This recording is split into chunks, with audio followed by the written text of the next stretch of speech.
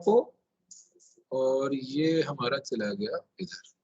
हाँ, तो इस लास्ट चैप्टर में और लास्ट यूनिट भी है आपकी सोसाइटल लॉ, सोसाइटल इम्पैक्ट, इसमें हमने पढ़ा आईसीटी लॉ एंड एथिक्स।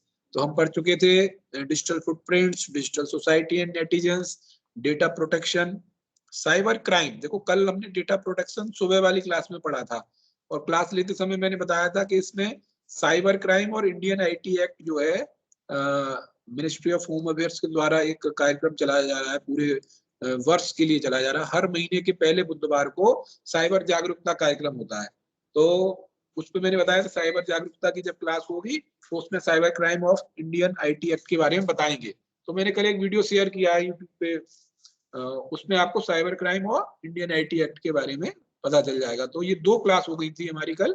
सुबह वाली में हमने डेटा प्रोटेक्शन देखा था, आईपीआर इश्यू देखे थे, और आईपीआर इश्यू में क्या क्या प्रोटेक्शन हमें मिलती है, जैसे हम पेटेंट करा सकते हैं, या कॉपीराइट करा सकते हैं, या ट्रेडमार्क रजिस्टर करा सकते हैं। फिर साइबर क्राइम्स कौन कौन से हो जाते हैं, उसमें प्लेजियरिज्म है, कॉपीराइट इन्फ्रिंजमेंट है, या ट्रेडमार्क इन्फ्रिंजमेंट है।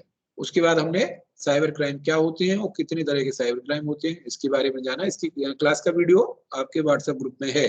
और लास्ट टॉपिक बचा है इसमें इम्पैक्ट ऑन हेल्थ। जब हम बहुत ज्यादा मात्रा में मोबाइल स्मार्टफोन यूज करते हैं, या हम कंप्यूटर पे बहुत ज्यादा देर बैठे रहते हैं, या कोई कंप्यूटिंग डिवाइस यूज करते हैं, तो हमारी हेल्थ पर, हमारे स्वास्थ्य पर उसका बहुत खराब असर पड़ता है। तो जब हम आईसीटी इक्विपमेंट यूज कर रहे हो तो हमें कितनी देर तक उनको यूज करना चाहिए, या जब हम यूज कर रहे हैं उस समय हमारी पोस्चर क्या होनी चाहिए, बैटरी का तरीका क्या होना चाहिए, इसके बारे में हमारा लास्ट टॉपिक है। और सीधे हम चलते हैं इम्पैक्ट ऑन हेल्थ पर। तो कल यहाँ तक हो गया था। इंडियन आईटी एक्ट 2000 में आया था और 2008 में अमेंडमेंट हुआ था उसमें। और 11.7 last topic of this chapter is impact on health. Impact on health, किस चीज का इम्पैक्ट? आईसीटी इक्विपमेंट्स के यूज का क्या इम्पैक्ट उसका हेल्थ पे असर पड़ रहा है। सो यहाँ पर आप देख रहे हैं right hand left hand side में लिखा है थिंक एंड रिफ्लेक्ट। थोड़ा सा सोचिए इस बारे में कि do you follow the precautions to stay healthy physically, mentally as well as emotionally while using digital technologies।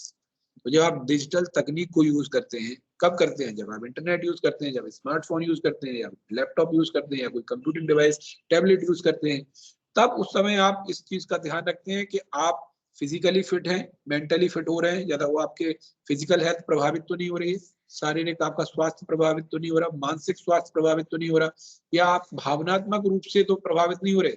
जैसे बहुत से बच्चे गेम खेलते हैं और गेम में मान लो वो कोई मान लो ऑनलाइन को परेशान कर रहा है, या वो बार बार ऑनलाइन गेम में हार जाते हैं तो बहुत ज्यादा डिप्रेशन में चले जाते हैं। तो इमोशनली उनके स्वास्थ्य पर गलत प्रभाव पड़ सकता है। मेंटली, जैसे एक कौन सा गेम आया था बीच में जिसके लिए वहां से गाइडलाइंस आई थी केवीएस से, कोई टास्क करना पड़ता था, मैं नाम भूल रहा हूँ उसका। कई बच्चे उसमें अपनी जान से भी हाथ धो बैठे थे। एक ऐसा गेम आया था ना जो बोलते थे ये टास्क आपको करना है, फिर बच्चे करने लगते थे कुछ। हाँ, मैं नाम भूल रहा हूँ, ऐसा गेम आया था। तो आपको मेंटली भी वो आपको ब्लू हम वेल। कौन सा game? Blue blue whale well. ऐसा ही। हाँ, ब्लू ब्लू वेल वेल था, और मुझे लगता है ये नाम। दो तीन गेम। सो और फिजिकली भी आपको कुछ परेशानी हो सकती है, जैसे आप हर समय देख रहे हैं आंखों पे गलत असर पड़ता है, आपके हड्डियों पर गलत असर पड़ता है। तो उसके बारे में आज हम पढ़ेंगे कैसे हम सेफ यूज कर सकते हैं। So as digital technologies have penetrated into different fields, we are spending more time in front of screens, be it mobile, laptop, desktop, TV, gaming consoles, music or sound device। लगातार बढ़ती ही जो digital तकनीक है उसका प्रयोग लगातार हर क्षेत्र में बढ़ रहा है। तो हम टीवी देख रहे हो तो भी हम इलेक्ट्रॉनिक आइटम्स के सामने हैं, लैपटॉप का स्क्रीन हो, मोबाइल का स्क्रीन हो, या कोई गेमिंग कंसोल हो, तो हमारा ध्यान जब हम गेम खेलते हैं तो बहुत ज्यादा हमारी जो पूरा सेंस है वहीं पे फोकस हो जाता है। हम भूल जाते हैं कि बाहर की दुनिया भी है, गेम में ही हमारा पूरा माइंड हो जाता है। So but interacting in N improper posture can be bad for us. लेकिन बैठे बैठे हम भूल जाते हैं बैठे कैसे हैं इतनी घंटों तक, बहुत ज्यादा देर तक बच्चे उसी में लगे रहते हैं। तो interacting in an improper posture, posture मतलब बैठने का तरीका, वो हमारे लिए खराब हो सकता है, बोथ फिजिकली एंड मेंटली। तो शारीरिक रूप से भी हो सकता है, मानसिक रूप से भी हो सकता है। So beside spending too much time on internet can be addictive and can have a negative impact on our physical and psychological well-being. तो एक हद से ज्यादा आपने नोट भी किया होगा, इतना ज्यादा व्हाट्सएप वगैरह हम आदत पड़ गई है कि अगर नहीं देखते तो बेचैनी होने लगती है कि कोई मैसेज आया होगा, कोई कुछ आया होगा, तो वो क्या एडिक्शन है। अगर आपसे मोबाइल अचानक ले लिया जाए और 3 दिन के लिए आपको ना दिया जाए और आप पर कोई फर्क नहीं पड़े, तो समझ जाइए कि आप एडिक्टिव नहीं है। अगर आपको थोड़ी देर 1 घंटा भी मोबाइल आपसे ले लिया जाता है और आप ऐसे बेचैन होने लगते हैं, मोबाइल का है, मोबाइल का है, इसका मतलब आप एडिक्टिव हो गए हैं, आप उसकी आपको लत लग गई है। और जब लत लग जाती है तो उसके नेगेटिव इम्पैक्ट पड़ते हैं फिजिकल और साइकोलॉजिकल हेल्थ पर। So, however, these health concerns can be addressed to some extent by taking care of the way we position our devices and the way we position our posture. हालांकि जो स्वास्थ्य पर संबंधी issue हैं उनको हम काफी हद तक सॉल्व कर सकते हैं अगर हम इस बात का ध्यान रखें कि हम डिवाइसेस के सामने कितनी देर बैठ रहे हैं और किस तरीके से बैठ रहे हैं। सो एर्गोनॉमिक्स एक ब्रांच है साइंस की जो हमें बताती है कि अगर एर्गोनॉमिक्स का ध्यान रखकर आपने फर्नीचर बनाया है तो आपका पोस्चर सही रहेगा जब आप डिजिटल डिवाइसेस को यूज कर रहे होंगे। तो पहला क्वेश्चन तो यही आ जाएगा, एर्गोनॉमिक्स क्या होता है। आजकल कॉम्पिटिटिव एग्जाम में पूछ रहे हैं, जैसे विज्ञान की अलग अलग शाखाओं के बारे में पूछते हैं। बॉटनी इज रिलेटेड टू, पेड़ पौधों से बॉटनी रिलेटेड है। जंतु विज्ञान इससे रिलेटेड है, जूलॉजी। इस तरह से नाम पूछते हैं अलग अलग शाखाओं का। तो एक नई शाखा आ रही है, इसका नाम है एर्गोनॉमिक्स। एर्गोनॉमिक्स क्या बताती है कि जब आप डिजिटल इलेक्ट्रॉनिक्स को यूज कर रहे हो तब आपके वर्क प्लेस की डिजाइन कैसे हो, या कहीं पे आप बैठ रहे हैं, इलेक्ट्रॉनिक इक्विपमेंट नहीं भी यूज कर रहे हैं, अगर आप कहीं बैठे हैं तो आपके बैठने का सही तरीका क्या हो, उसको डिसाइड करने वाली साइंस की ब्रांच को बोलते हैं ergonomics. So ergonomics is a branch of science that deals with designing or arranging the workplaces, including the furniture, equipment and system, so that it becomes safe and comfortable for the user. So ergonomics helps us in reducing the strain on our bodies, including the fatigue and injuries due to the prolonged use. तो ergonomics जो शाखा है विज्ञान की, वो हमारी मदद करती है कि हमारे शरीर पर जो अनावश्यक दबाव है वो कम हो, हमें कम थकान हो, और जो दुर्घटना की संभावनाएं हैं बहुत देर तक बैठे रहने की, उससे भी हम बच पाए। So when we continuously look at the screen for watching, typing, chatting, playing games, our eyes are continuously exposed to the glare coming from the screen. तो स्क्रीन से कुछ रेज निकलती हैं जो हमारी आंखों पर अगर हम बहुत देर तक देखते हैं तो बहुत खराब असर डालती हैं। So looking at small handheld devices make it worse. तो अब बड़े टीवी पर देख रहे हैं तो कम असर पड़ता है, लेकिन आप मोबाइल पे देख रहे हैं क्योंकि मोबाइल के फोन छोटे होते हैं, तो आंखों की जो नसें हैं हमारी उन पर बहुत ज्यादा दबाव पड़ता है। सो छोटी डिवाइसेस में जब हम यूज करते हैं मोबाइल जैसी में, तो वो और ज्यादा नुकसान करती है। So looking at small handheld devices make it worse. तो जो हैंडहेल्ड छोटी छोटी डिवाइसेस हैं उनको लगातार देखना और ज्यादा स्थिति को गंभीर बनाता है। So eye strain is a symptom commonly complaint by users of digital devices. तो आंखों में दर्द होने की शिकायत ज्यादातर डिजिटल यूजर्स करते हैं। और यहाँ आप स्क्रीन पे देख रहे हैं क्या सही तरीका है जब आप डिजिटल डिवाइसेस को यूज करते हैं। तो ये उन्होंने कहा देखो यहाँ पर इनका कंप्यूटर रखा हुआ है, टेबल पर जब इस तरह से बैठे हैं तो 90 डिग्री का एंगल होना चाहिए, रिस्ट स्ट्रेट, आपकी जो कलाई है वो सीधी होनी चाहिए, और व्यूइंग डिस्टेंस कितना होना चाहिए, कम से कम 24 इंच, 19 से 24 इंच दूर से देखना है, उससे पास नहीं लाना मोबाइल को। 19 से 24 इंच कितना हो गया आपके 12 इंच का एक फुट होता है ना। तो 2 फुट से की दूरी होनी चाहिए कम से कम। व्यूइंग डिस्टेंस कितना होनी चाहिए, 2 फुट। 2 फुट की दूरी से किसी कंप्यूटर के स्क्रीन को देखना, और 30 डिग्री के एंगल पे देखना, यानी आपका कंप्यूटर जहां पे रखा हुआ है उससे 30 का एंगल बने। जहां पर मैं बैठा हूँ, मेरी जो टेबल है इस समय मैं देखो सीधा बैठा हुआ हूँ अगर आपको दिख रहा हूँ, और मेरा जो मॉनिटर है वो मेरी आंखों से थोड़ा सा नीचे है, 1 फुट करीब नीचे है, तो 30 डिग्री का करीब एंगल बनना चाहिए। और lumbar support for lower back, जो आपकी पीठ है वो सीधी रहे, उसको सपोर्ट मिलना चाहिए। सीट बैक एंगल 90 डिग्री, देखो ये पैर भी इस तरह है और यहाँ पे घुटने भी 90 की कोण पर मुड़े हुए हैं। सो एडजस्टेबल सीट हाइट, और आपकी जो चेयर है एर्गोनॉमिक्स के मुताबिक अपनी हाइट के अकॉर्डिंग आप ऊपर नीचे उसको कर सकते हो। एंड यहाँ पर दिया हुआ 23 इंच से लेकर 28 इंच तक इस डिस्टेंस को आप रख सकते हैं चेयर से यहाँ तक। So feet on the floor, foot rest on the shorter people, तो छोटे लोगों के लिए अगर पैर उनके नहीं पहुंच रहे नीचे तक तो फुट रेस्ट होना चाहिए ऊपर यहाँ पर। ठीक है, तो ये सही तरीका है आईसीटी डिवाइस को यूज करने का। तो देखिए राइट हैंड साइड में क्या लिखा हुआ है, device safety ensures good health of a computer system. अपने कंप्यूटर सिस्टम की सिक्योरिटी कैसे रखें? So regularly clean it to keep the dust off, अपने सिस्टम को लगातार साफ करते रहिए जिससे जो डस्ट आई है वो वहां पे ना जमे। Use a liquid solution specifically formulated for cleaning the electronic screen, तो स्क्रीन को साफ करने के लिए अलग से एक लिक्विड आते हैं, जैसे आपका क्या बोलते हैं, कोलिन है ना, उस तरह के लिक्विड से आप उसको साफ कर सकते हैं। पानी से उसको साफ नहीं करना है इलेक्ट्रॉनिक डिवाइस को, या किसी और चीज से नहीं करना है, जो स्पेसिफिक उसके लिए लिक्विड आते हैं उसी से उसको यूज करना चाहिए। By monitors screen often using the regular microfiber soft cloth, the one used for the spectacles, यानी चश्मे को साफ करने के लिए जो कपड़ा आता है माइक्रोफाइबर्स वाला, उसी सॉफ्ट कपड़े से मॉनिटर को साफ करना चाहिए। Keep it away from direct heat, बहुत कोई गर्म चीज के आसपास उस मॉनिटर को नहीं रखना या इलेक्ट्रॉनिक डिवाइस को नहीं रखना है। सनलाइट, डायरेक्ट सनलाइट पे नहीं रखना है। And put it in room with enough ventilation for air circulation, तो ऐसे रूम में रखना है जहां पर एयर सर्कुलेशन होता रहा, वेंटिलेशन जहां पर हो। तो डू नॉट ईट फूड और ड्रिंक ओवर द कीबोर्ड, अपने कीबोर्ड के ऊपर पानी नहीं पीना आपको, ना वहां पे खाना खाना है जिससे कोई आइटम अगर कीबोर्ड पे गिर जाता है तो वो आपके कीबोर्ड को डैमेज कर सकता है। So food crumbs that fall into the gaps between the keys or spilled over liquid can cause issues to the device.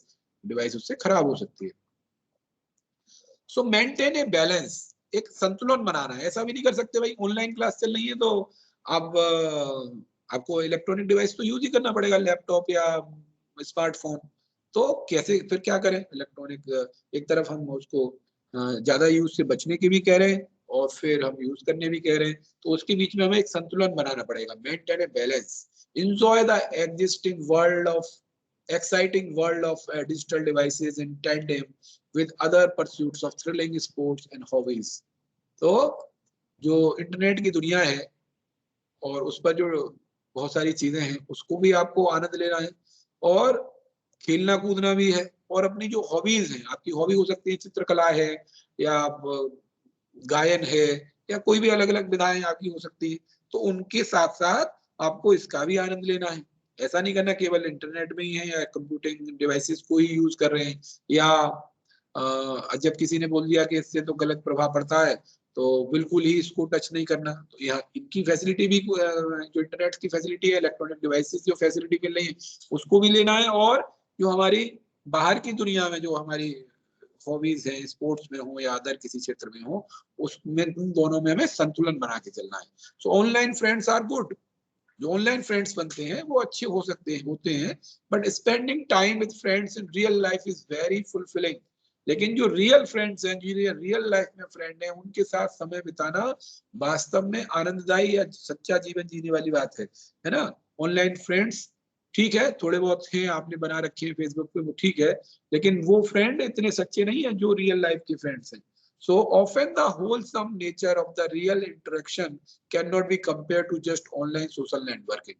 तो अगर आप कहते हैं कि हम तो अपने रिश्तेदारों से नहीं बोलेंगे, हम तो किसी को दोस्त नहीं बनाएंगे, हमारे तो ऑनलाइन ही फ्रेंड अच्छे हैं, उन्हीं से बस बातचीत करेंगे, तो इन्होंने ये कहा कि जो एक्चुअल में जो रियल लाइफ के फ्रेंड्स हैं या रियल लाइफ में जो सोसाइटी है वो ऑनलाइन जो सोशल मीडिया है वो उससे बहुत वास्तविक है और भरोसेमंद है, और उसी उन दोनों का कंपैरिजन नहीं किया जा सकता। ऐसा नहीं कर सकते कि हम सारी रिश्तेदारी खत्म कर लें, सारी दोस्ती अपनी खत्म कर लें, केवल ऑनलाइन ही फ्रेंडशिप करें। तो इन दोनों में बैलेंस बना के रखना है। और इस चीज को याद रखना है कि जो रियल लाइफ की सोशल नेटवर्किंग है और रियल लाइफ की जो हॉबीज हैं, स्पोर्ट्स हैं, वो उनका कभी मुकाबला ये ऑनलाइन ऑप्शंस नहीं कर सकते हैं। सो अब दोबारा से उसी पे आते हैं, एर्गोनॉमिक्स के ऊपर, यानी जब वर्क प्लेस पर हमारा फर्नीचर बैठने का तरीका कैसा हो। तो ergonomically maintaining the viewing distance and angle along with the position can be of some help। तो अगर हम एर्गोनॉमिक्स के हिसाब से अपने बैठने का तरीका और व्यूइंग डिस्टेंस को और एंगल्स को बना के रखते हैं तो ये हमारे स्वास्थ्य को ठीक रखने में मदद कर सकता है। सो ऊपर वाले फिगर में हमें दिखाया the posture to be maintain in order to avoid fatigue caused due to the prolonged use of the computer system and other digital devices। However, to get rid of dry, watering or itchy eyes, it is better to periodically focus on distant object and take a break for outdoor activities। तो कभी-कभी किसी अगर आपकी आंखें सूख रही हैं या उनमें पानी आ रहा है या खुजली हो रही है, तो इनसे बचने के लिए आप क्या कर सकते हैं, जैसे 5 मिनट आपने स्क्रीन पे देखा, फिर कुछ सेकंड के लिए आपने किसी दूर की चीज पे देखा, और अगर आसपास कोई ग्रीन कलर का पेड़ है या घास लगी हुई है, तो वहां पर दूर की जगह पर आप जब फोकस करेंगे तो आपकी आंखों को रिलैक्स मिलेगा। फिर उसके बाद 5 मिनट देख लिया, फिर बीच बीच में आप दूर की ऑब्जेक्ट को देखते रहिए। उससे क्या होगा, आंखों पर जो नसों पे जो दबाव है वो कम पड़ेगा। सो बैड पोस्चर, बैठने का गलत तरीका, back aches, neck, shoulder pains can be prevented by arranging the work space as recommended by the ergonomics. तो एर्गोनॉमिक्स के अनुसार अगर हम बैठते हैं तो हम बहुत सारी चीजें गलत पोस्चर से बच सकते हैं। पीठ में दर्द है, गर्दन में दर्द है या कंधों में दर्द है, इन चीजों से बचा जा सकता है।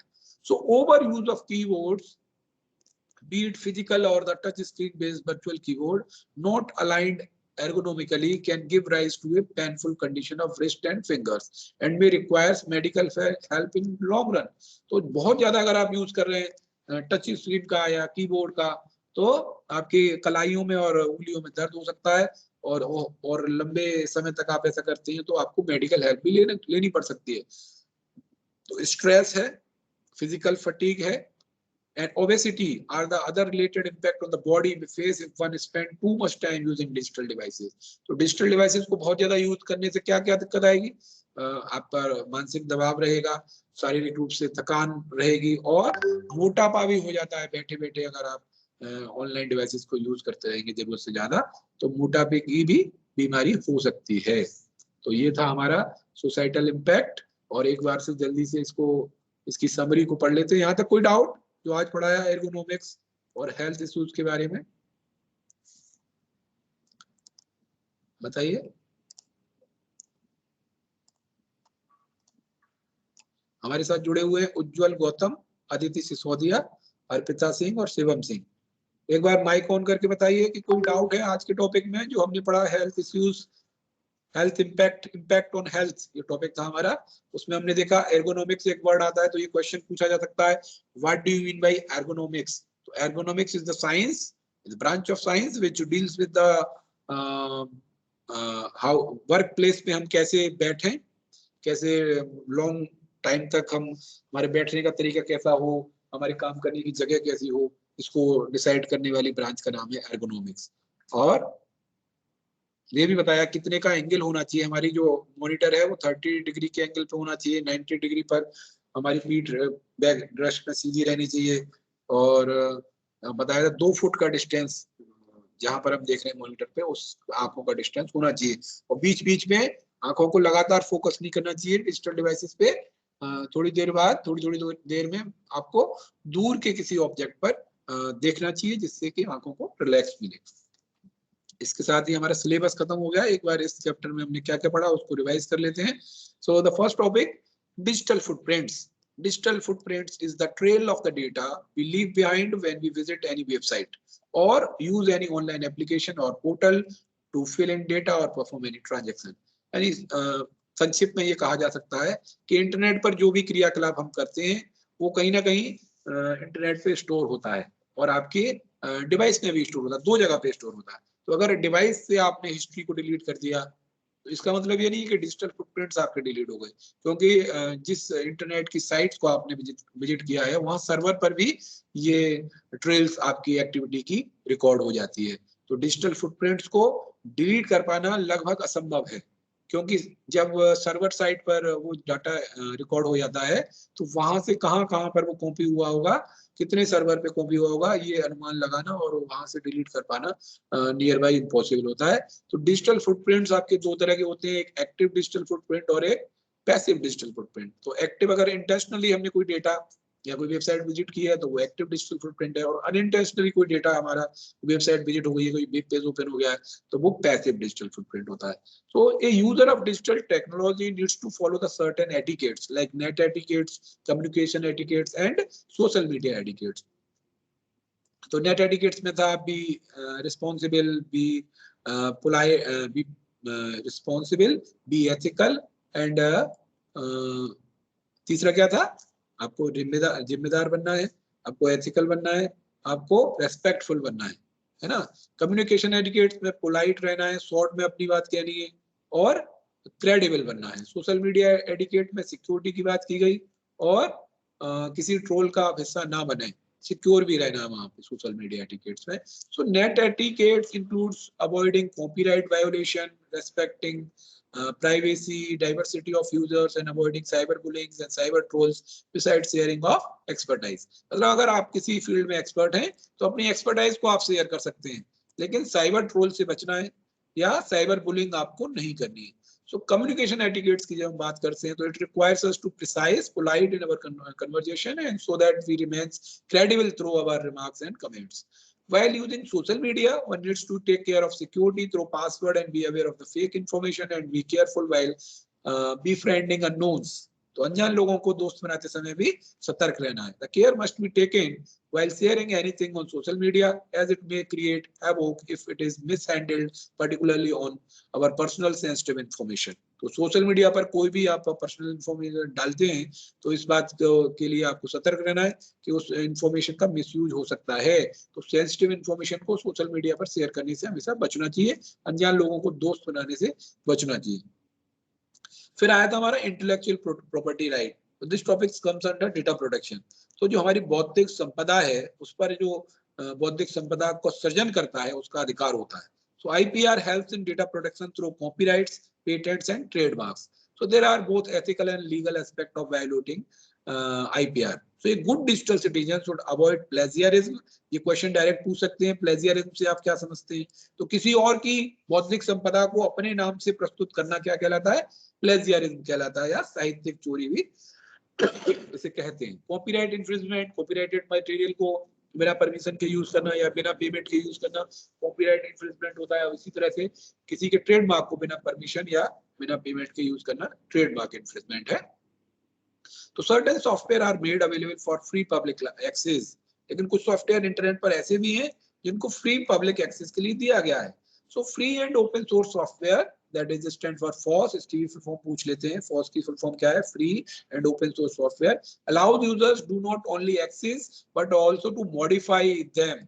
तो ये अगर इस तरह का FOSS का आपने सॉफ्टवेयर लिया है तो वो ये अलाउ करता है कि आप उसको ना केवल एक्सेस कर सकते हैं बल्कि उसको मॉडिफाई भी कर सकते हैं और बेहतर करने के लिए। तो साइबर क्राइम्स की जब बात होती है तो साइबर क्राइम कोई भी अपराध अगर किसी डिजिटल डिवाइस या किसी कंप्यूटर नेटवर्क या किसी कंप्यूटर के माध्यम से कोई अपराध होता है तो वो साइबर अपराध कहलाता है, साइबर क्राइम कहलाता है। और उसमें कई तरह के साइबर क्राइम की बात हमने करी, जैसे हैकिंग है। हैकिंग का मतलब किसी भी कंप्यूटर नेटवर्क डिवाइस का अनऑथराइज एक्सेस ले लेना, और अगर वो अच्छी नियत के साथ लिया जा रहा है तो उसको एथिकल हैकिंग कहते हैं। और ऐसी एथिकल हैकिंग करने वाले लोगों को व्हाइट हैट हैकर्स कहते हैं। जो किसी सॉफ्टवेयर में लूप होल्स हैं या सिक्योरिटी कंसर्न में कोई कमी रह गई है उसको पता करने के लिए अगर किया जा रहा है तो वो एथिकल हैकिंग होगी। लेकिन अगर गलत नियत से फाइनेंशियल फायदे के लिए या किसी की इंफॉर्मेशन को चोरी करने के लिए अगर हैकिंग की जाती है, किसी के सिस्टम या नेटवर्क का अनऑथराइज एक्सेस लिया जाता है तो वो कहलाएगी नॉन एथिकल हैकिंग। और ऐसे हैकर्स को क्या बोला जाता है? क्रैकर्स। सो स्प्रेडिंग वायरसेस और मालवेयर्स एक और साइबर क्राइम है। सेंडिंग फिशिंग और फ्रॉडलेंट ईमेल्स, रैंसमवेयर, किसी की पर्सनल इंफॉर्मेशन ले लेना, किसी के सिस्टम का एक्सेस ले लेना और फिर उससे फिरौती मांगना, रैंसमवेयर, रैंसम मांगना, कुछ अमाउंट मांगना, ब्लैकमेल करना, या तब हम आपका सिस्टम का कंट्रोल आपको वापस देंगे, या आपके सिस्टम से हमने ये इन्फॉर्मेशन ले ली है, इसको हम पब्लिक पोर्टल पे शेयर कर देंगे। तो इस तरह का साइबर अपराध रैंसमवेयर कहलाता है। और इसी तरह के बहुत सारे और अपराध भी हैं, जैसे आइडेंटिटी थेफ्ट है, और फिशिंग आपको बता ही दिया। कल की क्लास आप देखेंगे व्हाट्सएप पर, आपको शेयर किया हुआ एक यूट्यूब वीडियो, वहां से आप अलग अलग तरह के साइबर क्राइम्स के बारे में जान सकते हैं। उसके बाद लास्ट टॉपिक था excessive usages of digital devices has a negative impact on our physical as well as psychological wellbeing. So ergonomics, positioning of devices as well as our posture are important. तो हम ergonomics के हिसाब से अगर अपनी device की position रखते हैं और अपने बैटरी का तरीका रखते हैं तो हमें काफी हद तक मदद मिलती है ये हमारे स्वास्थ्य को बेहतर रखने में। यहाँ से आपकी एक्सरसाइज शुरू हो रही है, तो इसको पढ़िएगा और क्वेश्चन आंसर इसके कर लीजिएगा। सिलेबस आपका खत्म हो गया है। 6, 7, 8, 9, 10, 11, 12, 13, 14, 15, 17, 18, 20, 21 क्वेश्चंस आ गया है। तो एक होमवर्क कर लीजिएगा, ठीक है? कोई डाउट हो तो पूछ लीजिएगा। और अभी किसी को कुछ प्रश्न पूछना है इसके बारे में? आपका सिलेबस खत्म हो गया है। एक बार से मैं आपको सिलेबस दिखा दूं, है ना? इसको क्लोज करते हैं और इसी को भी क्लोज कर देते हैं। यहाँ पर आप देख रहे हैं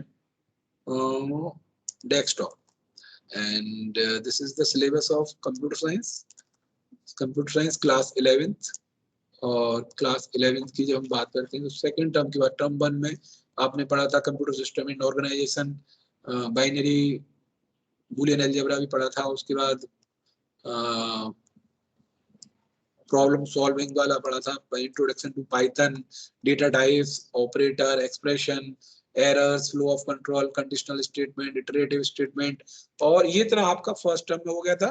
लेकिन फर्स्ट टर्म का ही एक टॉपिक था स्ट्रिंग, वो भी सेकंड टर्म में हमने कंप्लीट कर लिया है। उसके बाद लिस्ट हो गई है, टपल हो गई है, डिक्शनरी हो गई है, और एक फंक्शन चैप्टर हमने पढ़ा था। उसके फंक्शन के लास्ट पोर्शन में पाइथन मॉड्यूल्स भी हो गए हैं। तो 3 मॉड्यूल्स आपके सिलेबस में है। पहला था आपका मैथ मॉड्यूल, दूसरा था रैंडम मॉड्यूल, और तीसरा था स्टैटिस्टिक्स मॉड्यूल। तो इसका जो रैंडम मॉड्यूल है, तीनों ही इंपॉर्टेंट है एग्जाम के लिए। स्टैटिक मॉड्यूल में 3 फंक्शन आपके सिलेबस में दिए हैं, मीन, मीडियन, मोड। और रैंडम मॉड्यूल में रैंडम, रैंडिंट और रैंड रेंज 3 फंक्शन दिए हैं। और मैथ मॉड्यूल में pi, e, SQRT, ceil, floor, power, फैफ, सिन, साइन, कॉस और टेन फंक्शन आपके सिलेबस में है। और अभी हमने पढ़ा था society, law and ethics, 3rd unit भी हमारी हो गई है। डिजिटल फुटप्रिंट्स हो गया है, डिजिटल सोसाइटी, नेटिजन्स हो गया, एटिकेट्स हो गए, डेटा प्रोटेक्शन हो गया, साइबर क्राइम्स हो गए, साइबर सेफ्टी हो गई, और safely access website, malware, virus. अच्छा, ये वाला टॉपिक आपका नहीं हुआ है ना? आपके सिलेबस में ये भी है। देखो, आपका चैप्टर यहाँ खत्म हो गया है। अब ये टॉपिक बचा हुआ है, safely accessing website, malware, virus, Trojan horse, adware, e waste management. Indian IT act हो चुका है, तो ई वेस्ट मैनेजमेंट रह गया है। Technology and society, gender and disability issues while teaching and using computer. तो देखो, आपकी एनसीईआरटी बुक में ये 3 टॉपिक नहीं दिए 11th वाली में, लेकिन 12th वाली में है। तो ये टॉपिक एक क्लास और रहेगी आपकी, तो इसको भी कर लेंगे, फिर आपका सिलेबस खत्म हो जाएगा। तो क्या क्या रह गया उसमें? सेफली यूजिंग वेबसाइट्स, मालवेयर क्या होता है, वायरसेस क्या होते हैं, ट्रोजन हॉर्स क्या होते हैं, एडवेयर्स क्या होते हैं। उसके बाद ई वेस्ट मैनेजमेंट, ई कबाड़ा प्रबंधन, इसके बारे में पढ़ेंगे। और जेंडर एंड डिसेबिलिटी इश्यूज, यानी आईसीटी को, जो दिव्यांग लोग हैं उनके लिए क्या क्या आईसीटी में हो रहा है और कैसे वो आईसीटी की जो नई टेक्नोलॉजी है उसका यूज कर सकते हैं, और जेंडर इश्यूज क्या क्या हैं उसके बारे में पढ़ेंगे। फिर आपका सिलेबस यहाँ खत्म हो गया है, ठीक है? तो इसके क्वेश्चन आंसर कर लीजिएगा, और कोई डाउट हो तो मुझसे पूछ लीजिएगा। यस। स्टॉप।